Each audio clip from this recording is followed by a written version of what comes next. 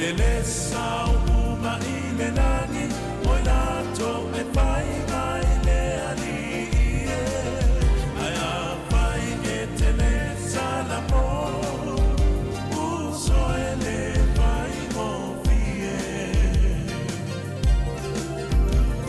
ele o ngalo wenga ina ne imita mita zetangata aya ina toi Hallelujah. Atalo fatu ya MANAI so tanga Reese Tavita anatumia fatai familia le tua. Evangelele fai totoa ela telefoni ole ana a ole taulu uga soi ofa ano ana eto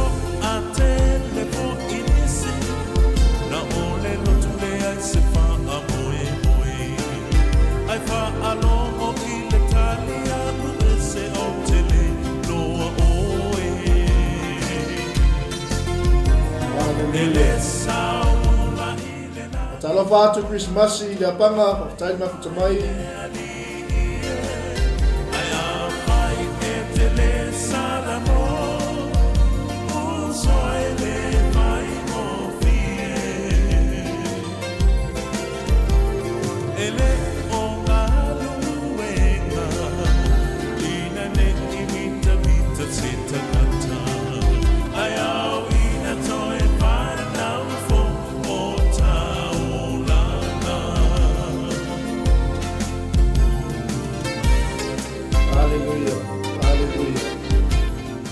Fatu ya mila fatai makutamai.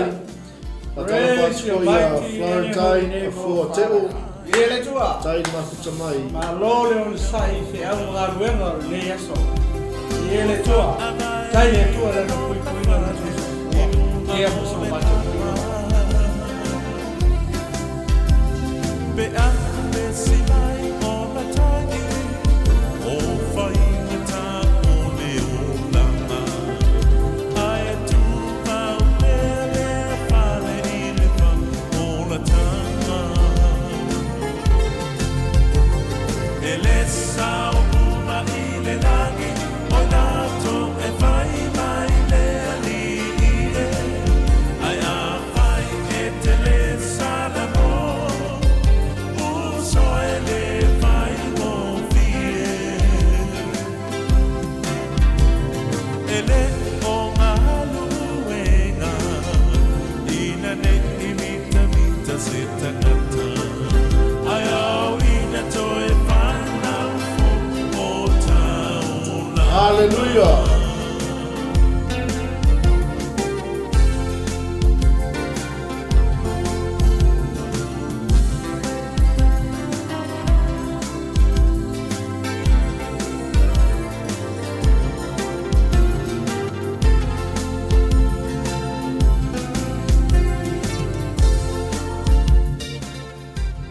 Hallelujah. Ya fai foi o sa eu so ku ka vai le fiafi.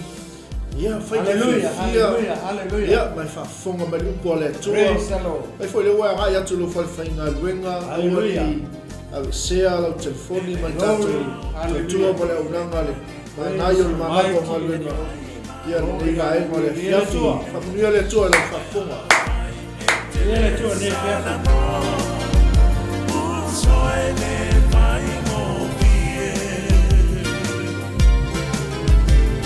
Ele o galuega ina ne imita mita zetangata ai au ina toe pana fo o taula ai au ina toe pana fo o taula.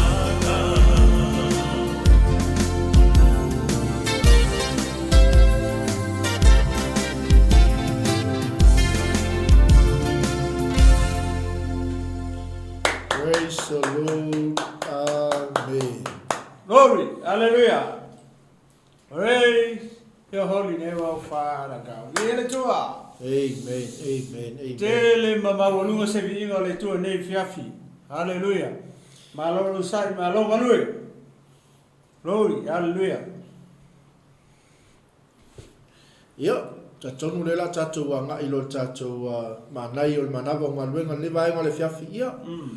Singa faamalosi mo oe. Ia, ia le tua. Ia a o se fala ei au fo i tu atu ia te o le nea fiafi. Ia a o whenga ia i fo i ma galuega o tutoi o le nea fiafi. Au i ngalo ia te oe. Ele lei lava le li. Hallelujah. Glory, hallelujah. Ia, salo na ue silsila me lungo tatou screen o tatou tusi o le Mataio o lom tau po sfuma lima. Ia o lom tau po e lua sfuma le tasi. Ia e whangata lua sfuma le valu. Ia ma le tatou au tūna iai e te malo lo i lo faatuatua. Salo ia stala ua lau sila fia uma i tatou. Amen. Ia, po ngafua ngalo ia te oe Amen. o tatou uma ho, ia. Praise the Lord. Ia le tua nei fiafi. Amen. Ia, masalo la tatou agai lo le tatou faitau tatou tusi. Ia nei fiafi. Ia nawa e tanga ia ne ia inunga o le tatou screen. Nawa e tatou tusi. Ia o le Mataio 15. O le foipula e lua 10 atasi. Ia e whangata mai le foipu e lua 10 ma le valu. O lona winga e valu mai foi upu ia. Leo le a ma faitau atua i le fiafini. Ia e momoli atu fo i se whamalosi. Ia te oe le kerusiano nei fiafia le ua mahe a fe au mga luenga nei fiafi. Ia malole on sai. Malole le whamalosi. Awa ana le whamalosi ma e tūlai lunga i le tae au mai usu. Ia lona winga. Ia e le aia se mea o le ae maua. O le ata fo i lea. O le tama po o le tina fo i le saili malo saili manuia le mafaufau fo i le tingaina le mafaufau fo i le vave o le taimi la e usu ai o lona mafaufau ina ia manuia la le ainga manuia le ainga manuia le whanau ia le lei se tau mafitanga ia le maua ni se lengi ma se kupe ia e wha o ngai tamaiti tutongi ei pili ma mea uma e wha penau na wha atino i tutonu o le ainga o le ngaruenga lea tama e nisi o ainga ia o lo usul tama e nisi o ainga o lo usul tina ia o le pol kalame le avatu i le fiafia o le manai o le manava o galuega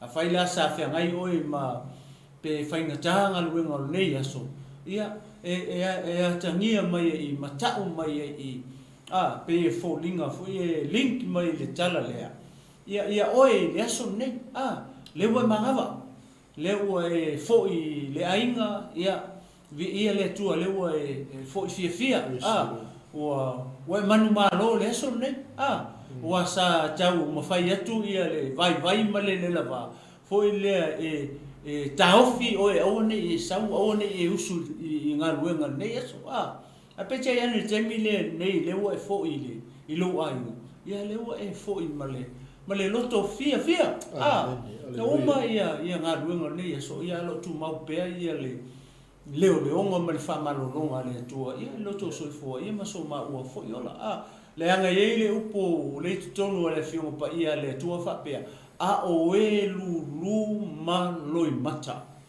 o e lulu maloi mata e foi ma le alanga fia whape i mai lau foi le fia fine oe le tama le tina sa ili malo i nei yesu o e foi fia le so nei ina ua manava fe au mga luenga le so nei ia le tu ia farono mai se ma fai tau atua ia le tala o le tala ua lo na masan o na falongo ia o le tala ua falongo so ia o le fia fine ma te toi fia tala atu ma toi fia fa matala atu ele manatu ma le tali tonunga o le ke le o se ma motato te le sia ngā mō tātou.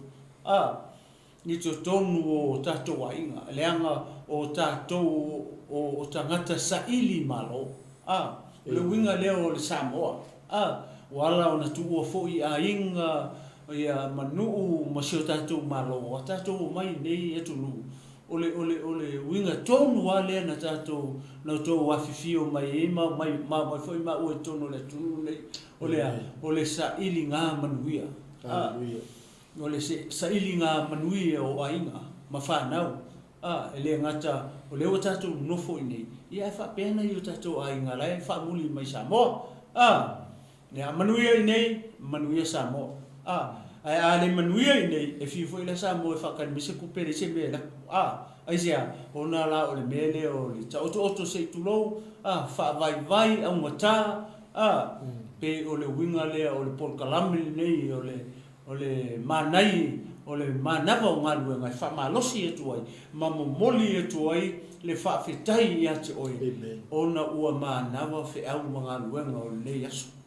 Ia la tua, lea ma whaitau atua la nei fo ipui e valui, ona whai atua, ele umi se hasoa, o le ale mea ua sosoa ni mele angang pa i o le atua, ma te whasoa atu i le whiawhina, o le mea le whina ngalo le tua, e tau atu, i le tino ke riso le au whakua le au pa ia, ma le au pele le whiawhine, ina ia whaamalo sia aila le tino o ke riso. Ia, le a mawhaitau atua le whaipu le lufu tasi se whangata mai le whaipu e lua sepulu ma le vali ua basta. Ia, ua maliu ese Iesu i lea mea, o na o atua i leo o ia i le lau ele o turo masai tonu, whauta foi, o le whawhine o kanana, ua sau mai e lava i tū, ua alanga mai e te ia, ua whape mai, leni ie, le alo o tā vita, ia e alofa mai e a tau. Ua leanga lava lau tamateine i le te moni ua iai. A ua le aise upuna i a tali atu ai e a te ia. O na o mai ei leo o na soo, ua ai oi mai e a te ia, ua whape mai, ia e tu ina atu i a te ia e alu. A ua muli mai o ia, ma alanga mai e a te i tatou. A ua tali atu ia, ua whape atu, e lei au ina mai au inisi, a e tau lava o ma moe o le a inga o ua lei loa.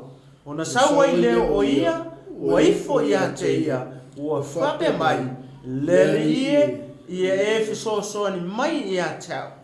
O na tali atu ai leo o ia, ua whape atu, e le tatau o na avele mea e ai ale whanau, ma lafo i uli. Nga whai mai ei leo o ia, leli ie, e moni ia oi, a wā foi wa ai e uli o moi mea wa pā ui lau a ola tau taula. O na tali atu ai leo Iesu, ua whape atu ia te ia, funai, ua tele lo faatuatua, e pei o lo manao, ia whape a lava o na whaia ia te oi. O na malolo ai lea o lana tamateine i lea lava i tu waso. Wow! Leo e whalongo i le tala. Whai mai, o na tu ua lea e Iesu o lea mea, ai mali watu i turo masaitonu.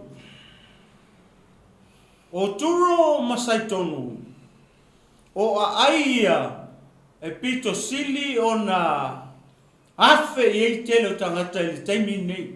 O loo i ei pea a aia i le o mai le taimi nei. A o le whawhine e le whai mai i, whamai o le whawhine na sau mai kanana. O turo o masaitonu, o a ai o le nuu e ngoa i a le panona. O le panona na mai ai ana mua e o mai ai le asori, lai ai ale mele ka o le pangonga. A o ona ai po ona pito nuu, le e pito nuu ia. O turo masaitonu. E le ongi a ai foi e matua i tahua a ai e tutonu o le nuu lea o le panona le taimi nea. Ia ma le taimi mai ana mua, le nga le ta umai i. Amen. Tyre and Sidon. Le whapeo tania. Tyre and Sidon. Amen. Na iai ana mua, o ai, o le nuu lea o te faatuatua o le panona. O le panona e le whapefa ko a whangaua ngafi. Sa iai mai anga mua. Le nuu lea, le mauai le la au foi le na a mai fai le malu i Jerusalema. Pau le ngā o le nuu e mauai le la au nga. E kele i le nuu lea ka o le pangonga e vai le fu o le pangonga kua lea ko la au nga. O le simple ngā o le nuu lea o le panona o le la au nga. Ia kongo ngau e si le fia le ngola o le kau. A le whai mai, o lea wa o i tatu te loi, ngā o ale tala i ngā Iesu i ai ia mangu ia. A le whawhinge le kau mai i whamai o le whawhinge sau mai kanana. O le mā ngaia o le tala lea. O le whawhine o le tina na sau e sa ili fesoso ani. O ke le loa pe whawhewhea e leo ta ua mai le whionga pa ia lea tua. Po ainga ka ua i le whawhinge e lea le tangata i ngoi a Iesu. Amen. Lea lawa sau le whawhine. Pau a leo le tangata le sau whawhinge sue. Le sau le whawhinge sa ili le tangata i ngoi a Iesu. Pau a lea. Aisea, awa fōi. Le rope po ai na whaalongo i ei le tina lea. Se o le tangata. Amen. O le tangata Saiuta, o le tangata Israelu. Lele ua ngā solo i tangata. Kele o mai wa malolo ai. Maise o tangata sai eike mongi. Maise o le pela. O tau waso o pipili. Ua pupula tau waso. Ua sava vali pipili. Ua longona e sa punitia o lato talinga e le longona se mea. Ua mama le pela. Aisea i le tala ave lao tangata lea. Lea lau atu ua e le whawhine lea. Ai sau e sa ili malo. Sau e sa ili fesoso ani. Sau e sa ili Iesu. Mose fesoso ani mo lona ainga. E te iloa le mele tupu le ainga o le whawhine lea. O le le tamateine e le whawhine. O la e uru oike mongi. Ala watu ua i o le mea ka o kanana. Ai saua nga i sa ili la le tangata lea. E ngoa ia Iesu. Whai mai sa tau e tangata i aso ngā whamai. Iesu e le alo tavita. O le mawhau lea ma le mindset o tangata. O le akali i o tavita. Le tupu lea wa le wanga oki. O longa akali i le tangata lea i ngoa ia Iesu. Lea la ua sau. Lea ua ia maua. Lea ua tau muli muli. O fea lava e o iei Iesu maona so. E muli muli e koe foi marififinge lea. E le i whaavai pe give up le whawhine. Ona aisea le hanga o le tina sa ili malo. Amen. O le tina e sa ili se fesoso ani mo lona ainga. O le tina e tumu le mea ka o le alofa. O le tina mativa. E le ise kupe, e le ise mea. E mawhai ona ia ave i ei lana tama lea e uru waike mongi. Ai ua tu ua lana tama i lona ainga. Ai tātou te lei loa po le ale mamao. O le vā o le mea sa vali mai e fine sau e sa ili se fisosoani. Sau e sa ili Iesu. Le tangata le ua ave atu tala. O le tangata e nate mawhai ona tulia ke mongi whafo. Amen. O le tangata ua malolo ai le pela. Amen. O le tangata ua pupula ai tau waso. Ua tau tala ai ngungu. Ua sava vali ai pipili. ua tamomo e pipili ma feosofi lea la ua sau lea la ua muli ia Yesu kalo fai i le loto le nei fafine o le fafine sa ili malo Hallelujah. sau mai le mema mau tatou te leilo le nei tina pe nga ai pe nga imu pe sa ka ele se kulong le ngai fiafi i le mamao le ala nga sau wai i le melea ka o kanana ina ua ave atu tala o le tangata lea e ngoa ia Yesu le alo ta vita le ala o sau i pe ona ma fai atu si o ko vai upu le ngala au elfa fingi po mai le fingi mai kanana fa mai le ali ie le alo ta vita ia e alofa mai ia te au ia e alofa mai ia te au oile mai oile mai ola tina le ai ele mai tina alefa mai upo tina leli ie Yesu le alo tavita ia e alofa mai ia te au ele mai fafinge e malolo ina le lei le fafine e ese le tangata le sa wel fafine le sau le fafine ona olana tamataine lai o i lo rato wa inga lai uru ke mongi o ale wa sau e saili Yesu le alo tavita Mose feso soangi mo langa kama lai uru ke mongi o ale fa mai o por fine Yesu e le alo tavita ia e alofa mai ia te au. Kukusa le le upo le fafinge ne ma upo paki mai o. Kukusa le le upo ia. A pati mai o ma upo ia le fafinge. Oha upo pati mai o upo ia. Yesu e le alo tavita ia e alofa mai ia te au. Kukusa lele. Ele la pati mai o lai wala au e alofa mai ake ia. A o ia lai mai. A o wala au artina lea. Ele o ia mai. Amen. O langa tamataine o lai mai. O langa tamataine o lai ulu waike mongi. Oka e. Se matango fio le ngai kala. Le alu mamao artina.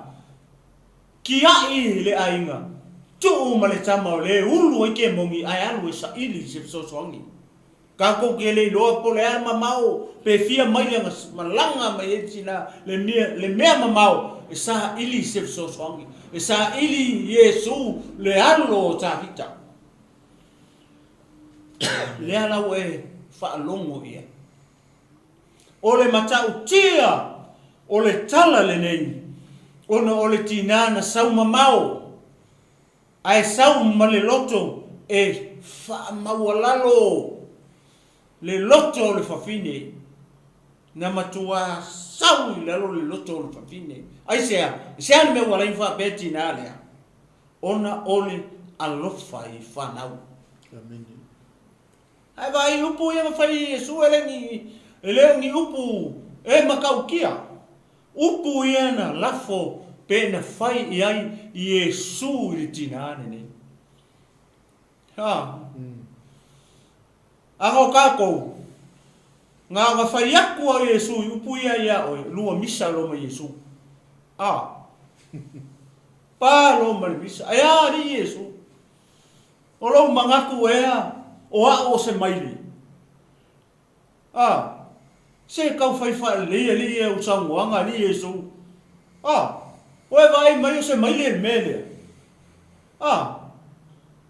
Ai sa ingu, sa ai maingu, tu lou sa mo nga folo e fafinge upuia. Ai sea, ona ole lofa isiana tamataine. O lai whakaunga e ke mongi o. Amen. A le wa sau le mea mamau sa ili Yesu le mo Yesu.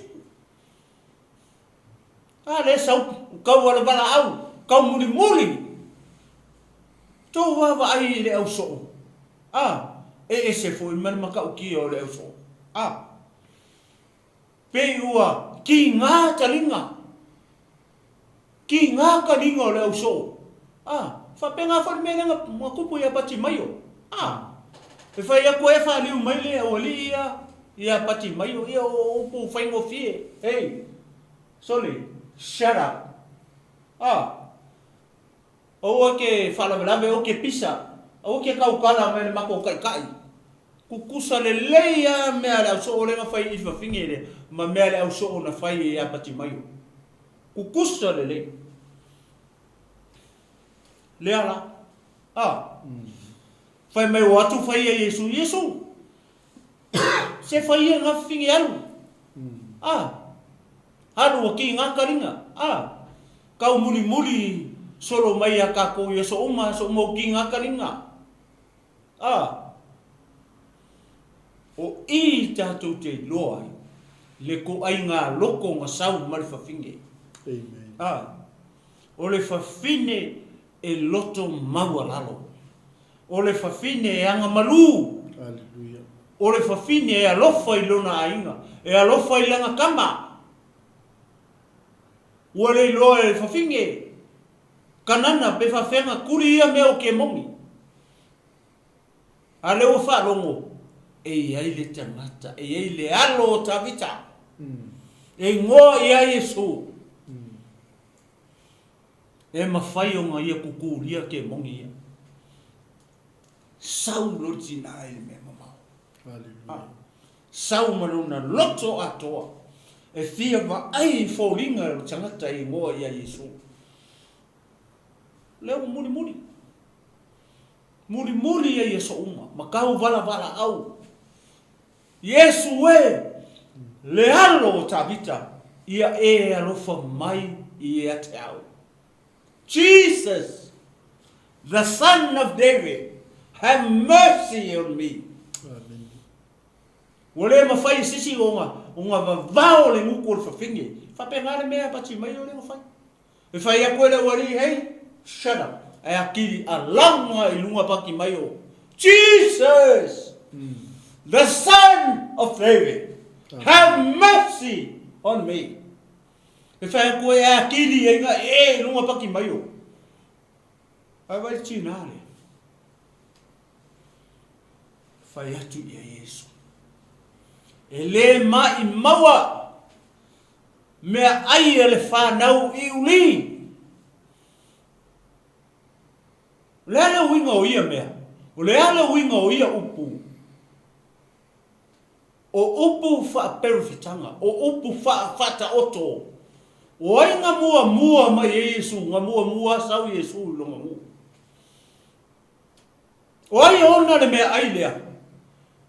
O le mea ai a le whanaunga Israel. Ai se a leanga o le nuu whiriwhilia o le atua. Le a whauilawa whanau mai Yesu i le tribe o Utah. O ia o le Israel. Le sau ma le mea ai lea. Amen. Wow.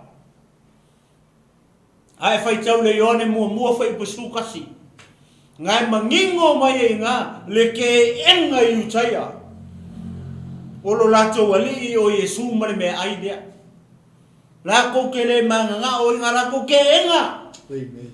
Na lato te enga lo lato wali. Se whalongo la i le fiafine.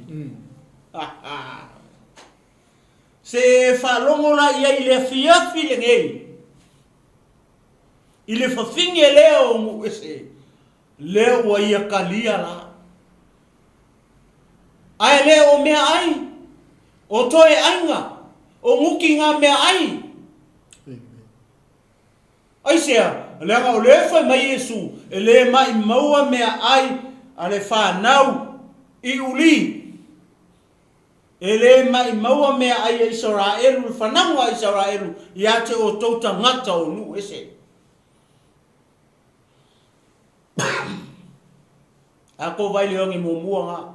Foi po su kasi ngala ku che ena lo la to ali. Ai oso mai foi po spulua. Le one mo muanga fai mai. A o la to. O e Natalia o ia ma faatuatua I lona tuafa na ia avatu ia o lea manuia e tau ai I le atou o whanau o lea tua. Si kaku whalongora I po lan mele tupui. Ke enga I o pe o tusi e yoane. Ai ka lia lo e muese. Amen. Na te enga e Israelu.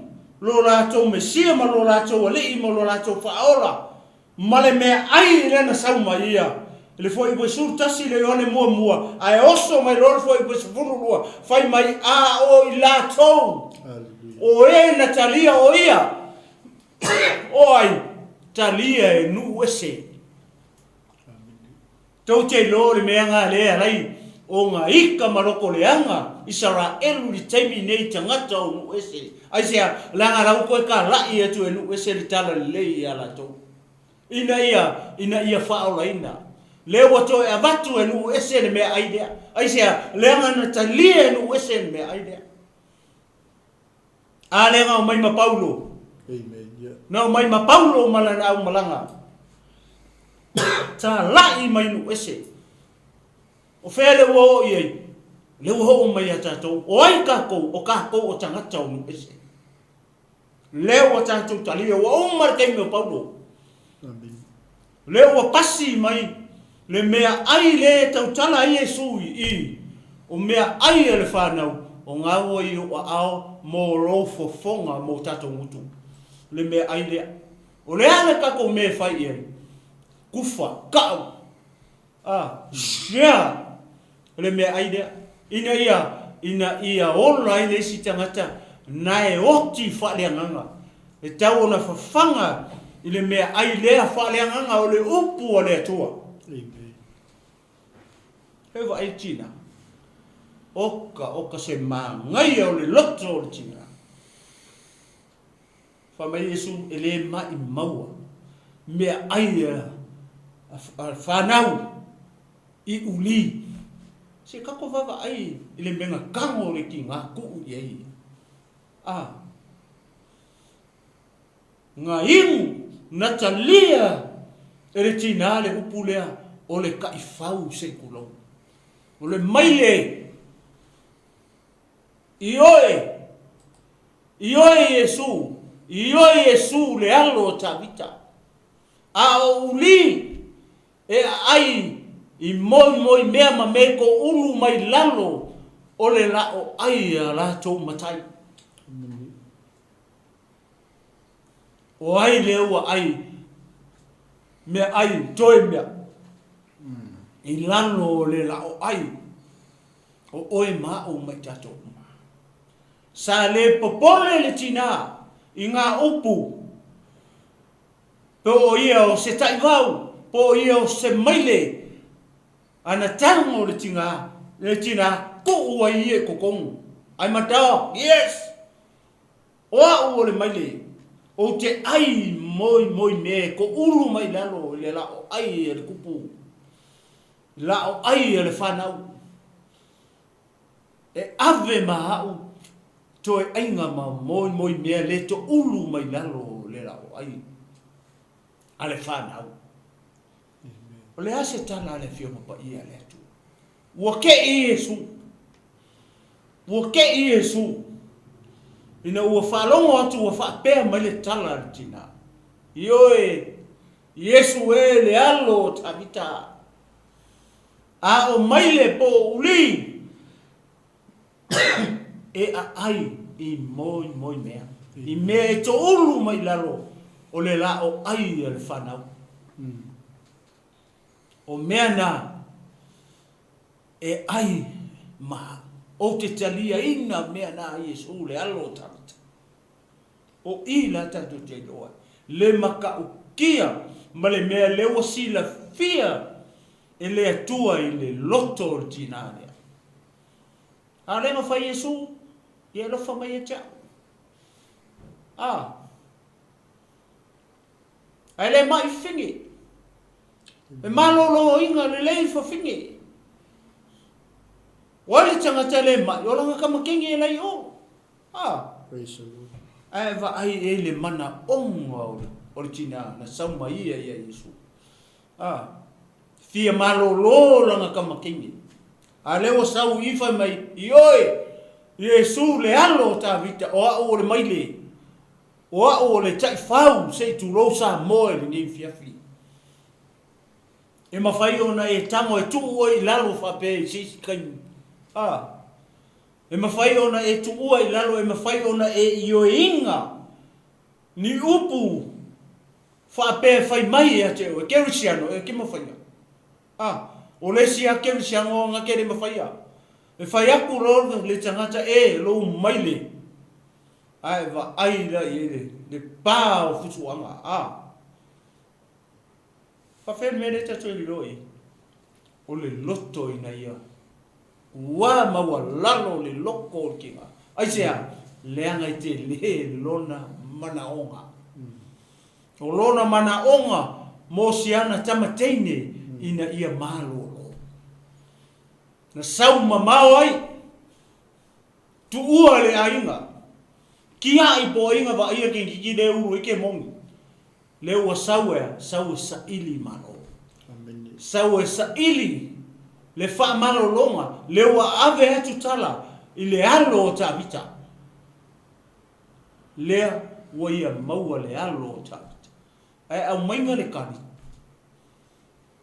E ese le tali ia Yesu. Ai sao a Yesu. E sao le leia. Leanga nga mua sau Yesu i longa nuu. Amen. Lona nuu filia. E au maila i ai le mea ai lea po le tala le lei lea.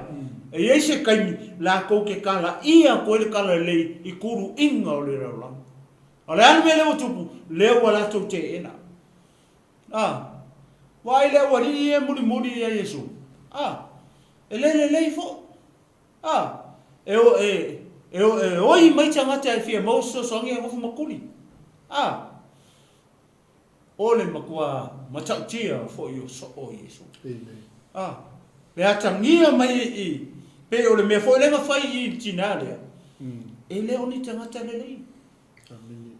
Ole ai tau muri ia Yesu ale oni tangata le lei. Ale wo ngofu fai Yesu e kuli fa fingi. Wo ki ngaka linga. Fai e alu. Alwase. Wo fa ki ngala nga mele fai Yesu uma. Ai le loa le awali ia, le mana onga o tina. E le mai ki ngā e makua i maa losi o tina. Ai o le mamao o la ngofo ai, le tangata le fia mau o sosong o langa kama. Whapena fo i le mea le tupu le tusi o ngālu. Le kenge kiki fo le sa muli ia Paulo ma la o apaskolo. Le muri e whamai o tangata nei o. O whanau le tua o tangata nei. Kau muri i aso uma. O lai e whao ngai le tangata e alu e whakau ia. Whatangata ko i o tiana. O lai e lea nganga le ngā. Kau muri e pe kau whasese le tala inga ala o apostolo. Ua fai e so uma. Wai una ti ngā le tangata o le tua. Wa ki ngā ia Paulo. Wa whaasanga aku i kua. Ma whai aku le kengiki lea. Sa kangi alu fafo. Alu i fafo. Whapenga folinga o mele. Leo e whaalongo iei. Mo tato whaalongo longo e le whiawhini. I le tina ngā sau e sa ili malo. Sau e sa ili fisoso anu. Sau e sa ili le wha malolonga. E lei whakafa. Amen. E lei solo muri. Na te lei talia. I se loto tinga. Ia upu ia na whai atu a Yesu. E le mai maua mea ai e whanau. I uli. O ai uli. Sa tau tātou o tangata o nu. E se uli. E tangata Israelu. E se leanga o i la tau sa osi whea ngainga ma le atua. E mangaku o Israelu nga o la kou e kua ile kua. Amen. Na o le wa tafa le tofa ale tua le langi le wa winga mai lunga alo lea. Le ala ua mau ai lo tatou wa manoa. Tatou talia Yesu. Ia pei o se fasoa tu le nefe. Pata tu ina tu le usunga sau fasoa. Le ko kiki a uma. Vi ia le tua. Ole Praise the Lord. Ole Hallelujah. so la sumo toina me spo tatu ai ngal ne fiafi. Ia one ngale tau le tulai ono ia ole ala nga e tol tatu taulanga fiafi. Glory Hallelujah. hallelujah. Mele wo. Wai koi pasia mai angala ai le fa Esele mana ia ole ngai o inga o tangata o le ile faatuatua. Amen. Tangata o tali tonu i lona taimi. Tali tonu ele ko ise kaimi lea. Peila o ngai o inga ling fam tala toi. Kai pei o ko inga o ile o feeling o ko inga. Pati mai. Yeah. Neo pipili ya. Mai tau aso ya. Yeah. Makua i wala wa ko inga. Yeah. Tau aso. Glory hallelujah. Ole fai pura ko suma lima lo ke fia a mata toi. Mai o nga saule o ia wa ifo ia te ia. Ua whapea mai leali ie.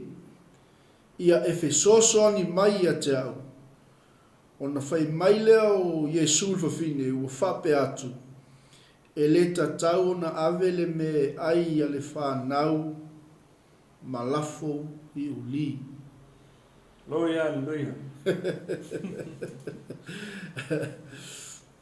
O le mele e fia bato i se whaasol ne fia. O le ngai o ingal fini.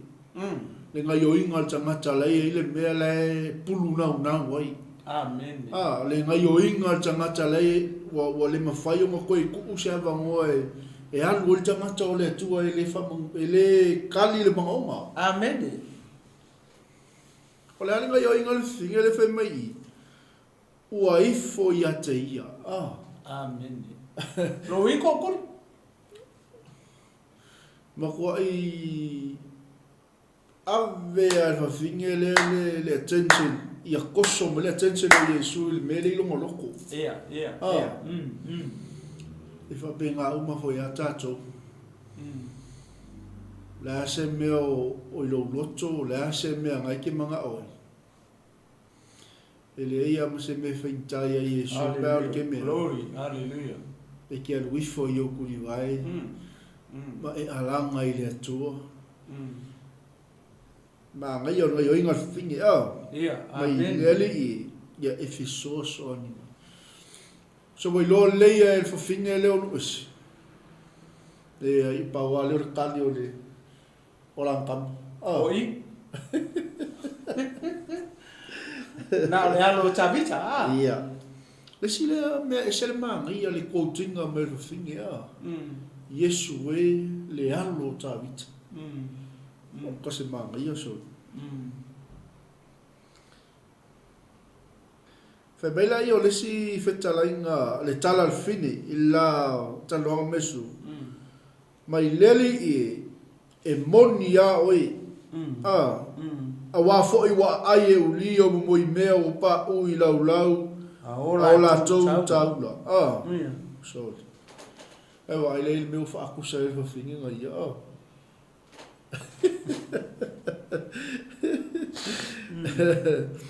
Tali atu leo Yesu fa pe atu ia te ia funai ua tele lo faatuatua e pei o lo manao ia fa pe lava o na faia ia te oi o na malolo lea o lana tamateine i lea lava i tu waso. Well.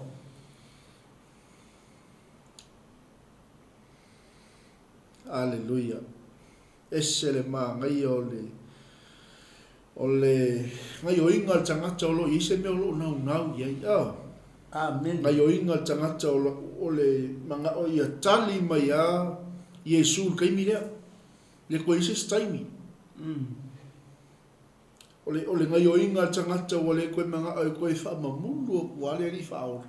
Koe whamamulu o kuale alo tāwita. Iyo, ele manga ai pasi loa le ke riso. Aile ia. Aile isau i e whai le wawenga i lantama. Maa ngai ake le. Pasta, ke lole maa ngai o le tala le. Ia. Ole maa ngai o le tala le. A wawa ai, ele ka ua le whawhinge e Yesu le mai o langa kama. Ia. Ele tia ua pau au po le whinge ele whai Yesu lele ia e alofa mai a tau. Ele ka ua ele whawhinge ia Yesu whapea. Se whamole mole Yesu le halo tāwita. O se au kama kengi. E mai. Pei au i ke mungi da e uru wai. O le hale mele nga take it whinge i. Pe a kako mawhau lele i le mele. Nga ave le whawhinge le upu. Nga ave le whawhinge le upu le tua. I longa whakua kua. Nga malolo e la lang kama kengi e lai o. A kikino fo i ai. Ele ei fo se upo i Yesu whapea. I nā luia ua malolo lau tamate. Ele ei mase whaupunga e tati o i kala lea. Wow! It's a miracle. Hallelujah. O le taimi e te faatuatua. O le kaimianga e kupu ai loa mea ka o le wapenga. Ina ua e tali tonu. Ma e talia la le upo le tua. Ma ave ma orku. E ala i lo faatuatua. Ele ka ose mai eiku. Ele ka ua le whawhingi ala kamana e uru ike mongi ma. A kikino foi lalo i ele tia ua foi Yesu whapea. Ia alua malolo lau kama keki. A kikino i pule foi Yesu ia. Funai ua tele lo faatuatua. O le whakua kua o kinga. Ia Yesu le alo ta vita. Nga ia te kinga ele upu le tua. Le alo whamai Yesu. O lea. Funa e o tele lo fatutu e pe o lo manao i e whapea lava o na whaia i ate oe, vai, whaia ke oe. E leo mention whakasi kiki le o. Le uru e ke mongi. O le maa ngaia ngā o le tala lea. E le ka ua fo i e kinga, ngā le amatanga o le tala le ka ue le kama kengi a le. A le whawhingi e lea, le uru e ke mongi. Ale sabu kana ila, ele ka ua le whawhinge e Yesu. Ele i whai atu fo Yesu. Funai. Aluia, o lo whakua kua. Ia whai a ia. Ngole manga o i lau tama. Iyo. Wow. Isi me mana ia le i le tino o whawhonga mai whantatu ai. Ele i ai le whawhinge le i le porkalame Yesu. A foi lale. O le whaalave lave o le whawhinge lea. Nga malolo i lang kama. Wow. Le whai male kala Yesu i. Ele i awina mai a o inisi. E tau lava o ma moe o le a ingo Israelu. Ua le loa.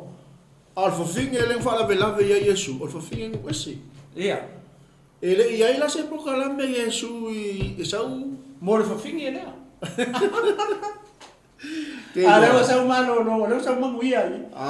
Mene. Glory, hallelujah. Te lo sa moa so se kaimea ki whaalave lave i le nofo alipi o le tu. Wow. Ma whaatonga atu ia ke risio Yesu. Amen. Mo lo mana onga o lo a inga. Le ale mea ngai ke manga oe. E whaia e ia mo oe. E lo faatuatua.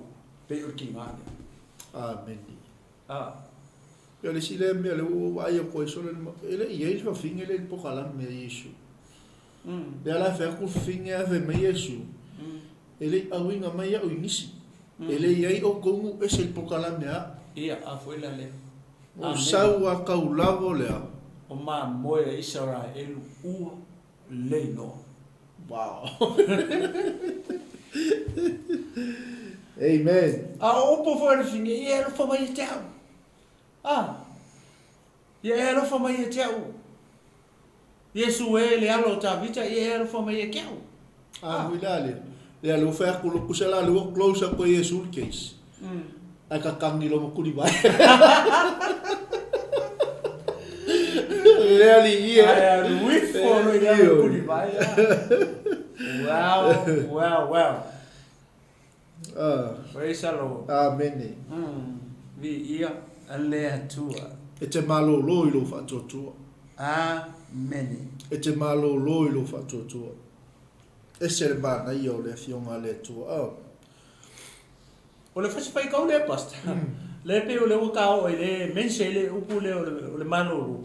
Wai fai le fai un fai po le suvan. Wa ia fa a pe lava ona faia ia te oi. O la ka kala Yesu fa finge. A le fa mai la fai un fai ona malolo ai le o la na tama tene I le lava I tu waso. Ele mense na Yesu le upu le. Pau ale upu leo te tali tonu pa ki kilo il foi upu. Fa pea. Pei o lo manao. E pei o lo manao. Ia fa pea lava ona faia ia te oi. Ai mana tua. O Yesu nga ke sila fia meu. O le kaimi ia nga pa ua koe upu le fofonga o Yesu il fafingi. Le anga o le mana onga lai le loko il fafingi e lenga sao mai. Nga pa ua kuloa I fofonga o Yesu le upu le I fa pe lava ona faia pe o lo mana ai malolo kin kiki lai o fa le ali Po fu sa faka. Ia po sa faka o taule Ia. le pa u le wala foi o le selo pui na le mele sa ye martina ia fa pe ona faia e tu sa malo mana Amen. o le area le por no fonga le Yesu mar fa fingi le nga release le upu ai malolo ai lang kama kengi era o Amen. kala ko le sipiko mu o kanana Ia. wow mangaya Ia. o le alu o le sitangata le faatuatua Ia. e malolo le mai o lis Amen. ta talo le faatuatua sa ili le faatuatua tali tonu le faatuatua loto maua lalo ma le faatuatua e tali eila le mana onga wale ka o le upule pe o lo mana ia fa pe lava ona fai mai e pe o lo mana o le mana o sa wele upule mana onga o le mana onga o le tina le ia faia e pe o lo mana o ia faia e pe o lo mana onga le anga o le mana o sa wele upu mana onga o le upa atu o release atu e le atua le upu il tina ta lia il tina ile faa tua makaukia ai vai tonu le fionga pa ia le atua I tia ngata o nu e se makaukia le anga e upu na fai fo Yesu le sikamaro le nga fo nga sau fo sa I fo mai Yesu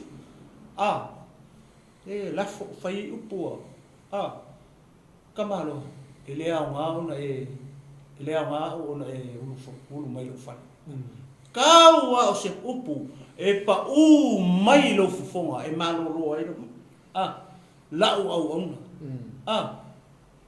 mai o ki no solo Yesu fa mai Yesu o ke le loa ia Israelu se fa kua e kusa marka ngakare au kanga ka u ese Amen.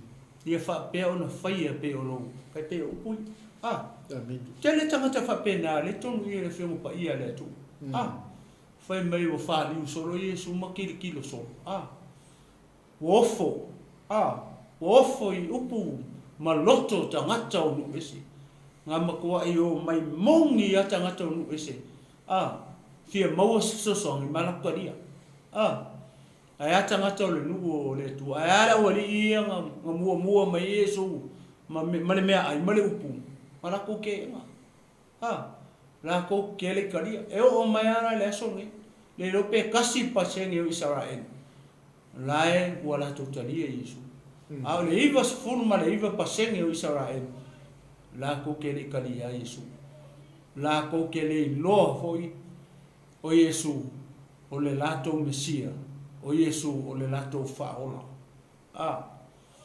ia vi le tua pas le tu la fefi ia te lo le fai ngona o tato por kalame ia o manai o manava o maluenga ia ne foi fiafi mo le atu le nga fa tai tele le tato ainga mai mo mai le tua fa no ino lo taimi ia tato te fa fonga i foi ma fa longo le upo le tua ia wala le manava o maluenga ne fiafi ia ma si foi ia pa fenawa nga ia tu lo fa fenga le glory ta oso tato ia fionga le tua e fa mo sali el tato fa tua ia tu atu no sunga tu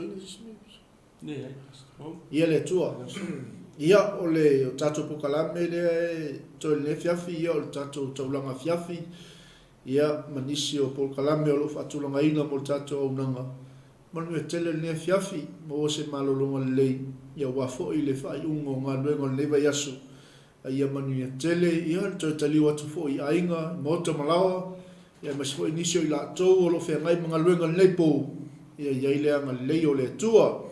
Praise the Lord. Hallelujah.